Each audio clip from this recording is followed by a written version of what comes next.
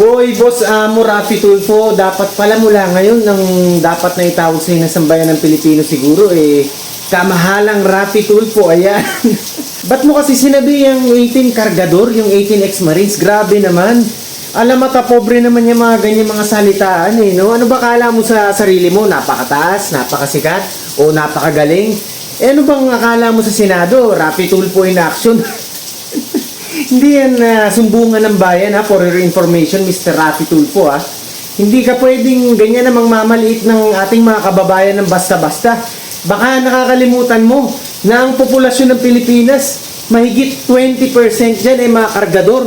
Kaya wag mo basta-bastang sasabihin na 18 kargador, mga kargador na ganyan. Parang minamaliit ng mga trabaho ng ganyan yung mga kargador natin Alam nyo, kahit na ganyan ang mga kargador, kahit na maliit na sweldo ng mga yan, kahit mahihirap yung mga yan, at least mararangal sila. Marangal na mga Pilipino, hindi nagnanakaw sa kaban ng bayan at hindi tumatanggap ng mga mali-maleta. Kaya Mr. Rafi Tulfo, bago ka nagsasabi ng mga ganyang statement, at yan nga, tinatamaan talaga milyong-milyong mga Pilipino, lalo na nga mga kargador nga, sabi mo nga, isipin mo muna kung sino ba ang naghalal sa'yo dyan sa posisyon mo ngayon. Yung mga milyong-milyong mga kargador na tinatawag mo, yan ang dahilan kung bakit ka nandyan ngayon sa Senado. And those millions of Filipinos na tinatawag mong kargador deserve an apology from a public servant like you. Ang pinapasahod sa'yo galing sa amin, pati ako, lahat ng Pilipino. Kaya huwag ka masyadong magmamalaki. Porket ikaw nandyan, binibigyan ka nila ng spotlight dyan para ma-interview o makapagsalita sa Senado, at makapagpasikat nga kung yan ang pinapalabas mo. Hindi ka talaga sisikat dyan dahil baka mamaya sumikat ka dyan sa kasiraan.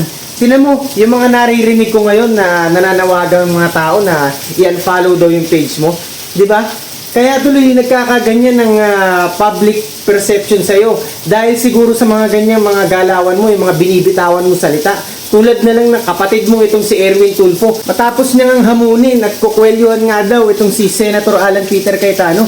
Ganyan ba talaga kayo magkakapatid Yung trabaho ng Senado parang nagiging personalan. Ayaw na ayaw ko nang makakarinig ulit at ng milyon-milyong sambayan ng Pilipino na may magmumula ulit na ganyang kamatapobrihan sa bibig mo na yan Yung bibig mo na yan, dapat ginagamit mo yan para makapag-inspire at makapag-uplift ng milyon-milyong Pilipino. Galing sana sa kahirapan at pagdurusa dahil nga sa bulok na administrasyon na to.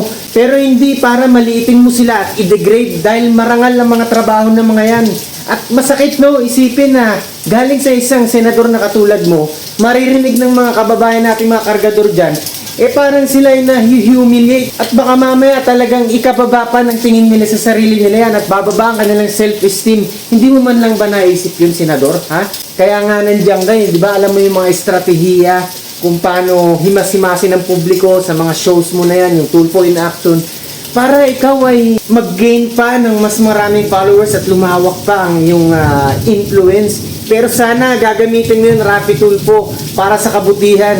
Yan ay isang payo mula sa isang simpleng mamamayang katulad ko. Kaya sana marinig mo ito, Mr. Rafi Tulfo.